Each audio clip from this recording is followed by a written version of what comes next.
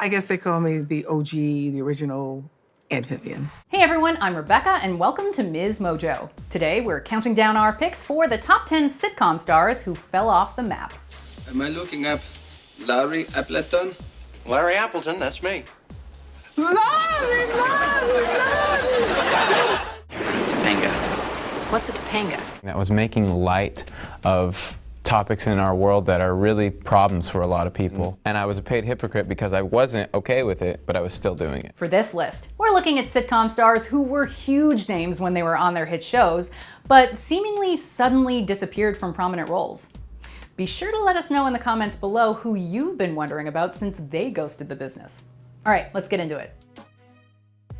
Number 10, David Hyde Pierce, Frasier. When Frasier Crane left Boston behind to recover from his divorce from Lilith, he found himself reconnecting with family back home in Seattle. That included his younger brother and fellow psychiatrist, Niles. He was somehow more fastidious, arrogant, and elitist than Frasier. Can't deny a certain measure of guilt living as you do in your exclusive lily-white world. That being said, Niles didn't spend years drinking at Cheers with Norman Cliff, which would ground anyone.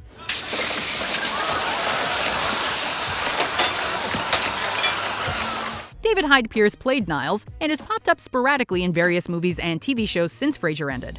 That includes an uncredited part voicing Abe Sapien in the 2004 Hellboy movie and supporting roles in other productions. Turn the pages, please, if you don't mind. Please. The pages. While he's also done some Broadway work, he's never taken on another on-screen role as career-defining or memorable as Niles Crane. Well, it requires a lot of talent, You have to have timing and balance and the ability to strike and instantly retreat. So you kick him and then run away? Yes.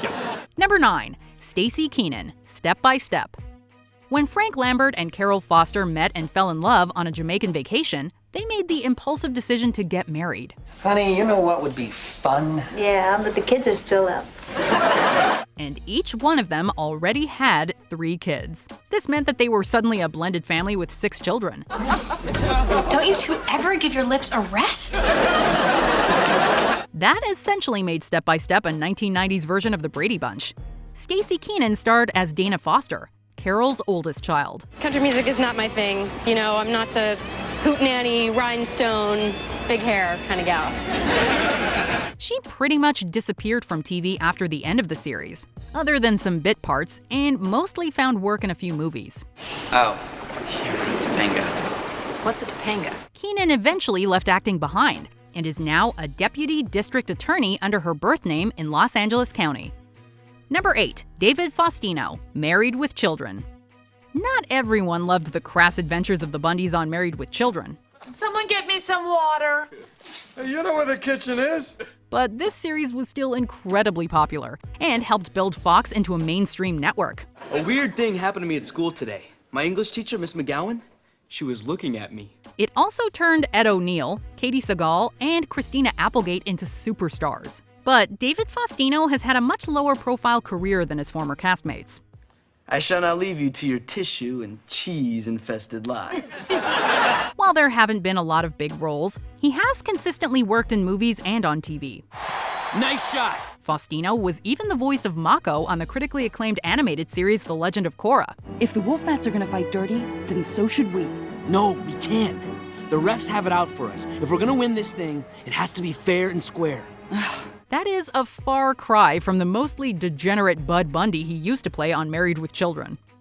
Number 7, Lisa Bonet, The Cosby Show. Being a Cosby kid in the 1980s was a big deal. What you doing? Waiting to talk to Dad. What are you gonna talk about? Just things. Several younger actors made a name for themselves on the seminal sitcom The Cosby Show. Lisa Bonet played Denise, the second oldest of the Huxtable children. I have a problem. I have a friend, and she's a really good person. She's really smart and everything, but I think there's something wrong with her. Physical. Is this person related to me? She was a popular enough character that she got her own spin-off, A Different World, about her going to college. Welcome to Gilbert. Thanks. It's so nice to be in this dorm. Compared to freshman dorms, this place is like paradise. Oh, I'm Denise Huxtable. Bonet, who was married to Lenny Kravitz at the time, got pregnant, and she briefly left both series behind. Bonet would briefly return to The Cosby Show, but it was never the same. Like the music. Oh, yeah. I mean, I can go turn it off if you want. You might be sick of it. You should turn it up. She continues to act, but her career just never reached the heights of her days on the situation comedy. But she and her current husband, Jason Momoa, are doing just fine. Number 6. Mark Lynn Baker, Perfect Strangers. Like most fish-out-of-water stories, Perfect Strangers needed a zany character and a normal character. And Larry Appleton was not the zany character. After moving to Chicago, Larry's distant cousin Balky appeared on his doorstep. Am I looking up Larry Appleton? Larry Appleton, that's me.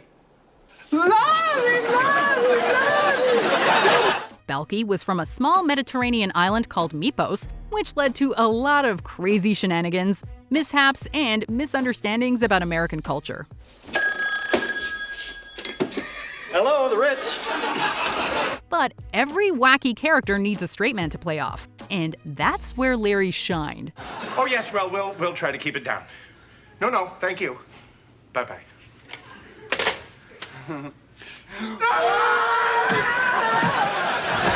Larry was portrayed wonderfully by Mark Lynn Baker, but Perfect Strangers was ultimately his only major role post-90s. Don't you see what's happened?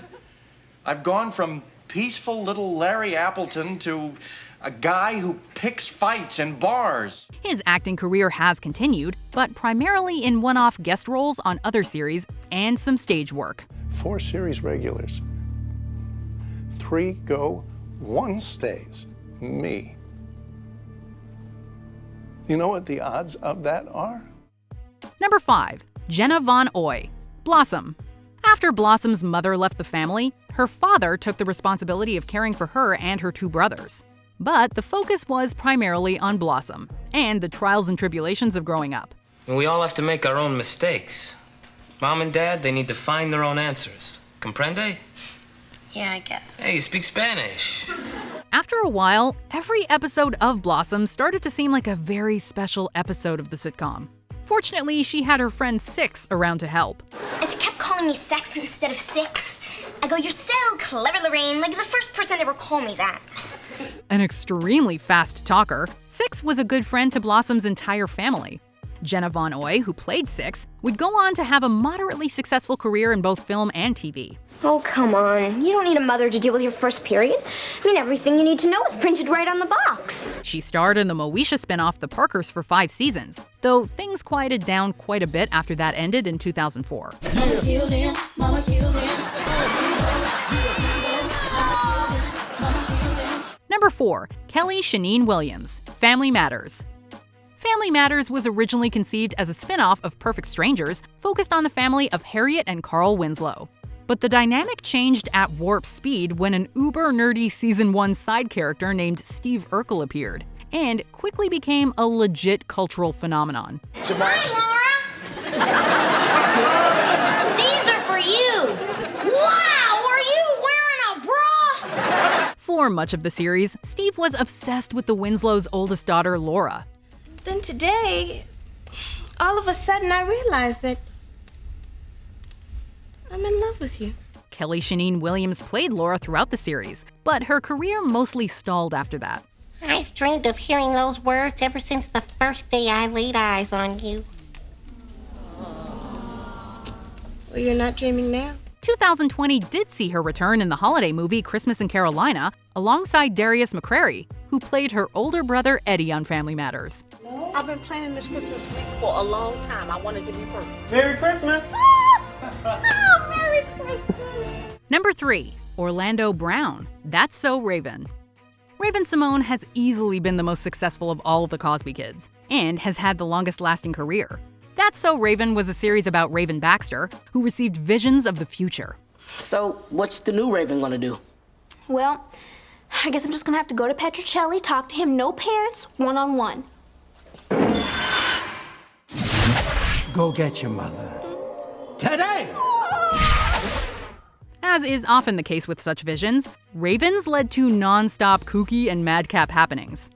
Hurry up! Okay. How do I look? You have your mother's hair. You know, I've been told that. No, you have your mother's hair. Okay. Is my hair okay now? By the time Orlando Brown was cast as Raven's best friend Eddie Thomas, he'd already been on several TV shows, including Family Matters. I finally figured out what was so gross about me and your vision. This. You've got a bandage! But his career after That's So Raven has been much different.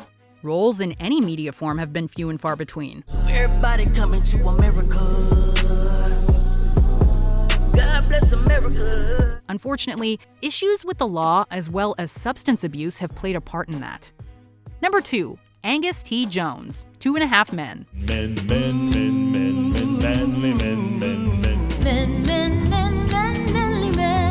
Few people turned on their own shows harder than Angus T Jones did. 2.5 Men was about a jingle writer named Charlie Harper who loved the bachelor life a little too much. Oh, is she staying over? Because I may have parked behind her. When his brother's wife threw him out, Alan and his son Jake moved in. What are you smiling about? You don't have any food. The whole series descended into chaos when lead actor Charlie Sheen had a very public meltdown. Adding to the problems, Angus, who played Jake, famously declared that 2.5 Men was, quote, filth after finding a new religious direction in life. Do you think I've been a good role model? Are you kidding? You drink, you gamble, you have different women here practically every night. You're the best role model a guy could want. He eventually disappeared from the series, and after a small role in other productions, left acting behind entirely. That was making light of topics in our world that are really problems for a lot of people. And I was a paid hypocrite because I wasn't okay with it, but I was still doing it. Before we continue, be sure to subscribe to our channel and ring the bell to get notified about our latest videos. You have the option to be notified for occasional videos or all of them. If you're on your phone, make sure you go into your settings and switch on notifications. Number 1, Janet Hubert, The Fresh Prince of Bel-Air. The Fresh Prince of Bel-Air came out at a time when Will Smith reputedly really needed the money. Yo, we're here to display a look at a woman who's 40 today. But it also helped him transition into being one of the biggest movie stars in the last few decades. The show saw his character move from Philadelphia to Bel-Air to live with his wealthy aunt and uncle. Oh, Philip, I had the greatest day thanks to you. That party really helped me put things in perspective. About halfway through the series, the original actress to play Aunt Viv disappeared.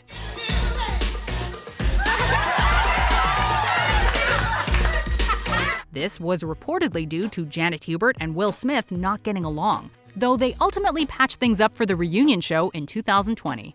I guess they call me the OG, the original Aunt Vivian. Hubert continued to work in TV, including a run as Yvonne Godfrey on the classic daytime soap opera General Hospital starting in 2018.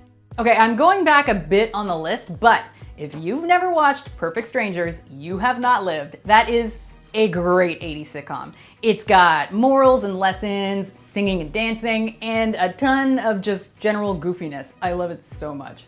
Anyway, be sure to let us know in the comments below if there are any sitcom stars from the past that you miss. Or come tell me on Twitter or Instagram at Rebecca Brayton or on my YouTube channel.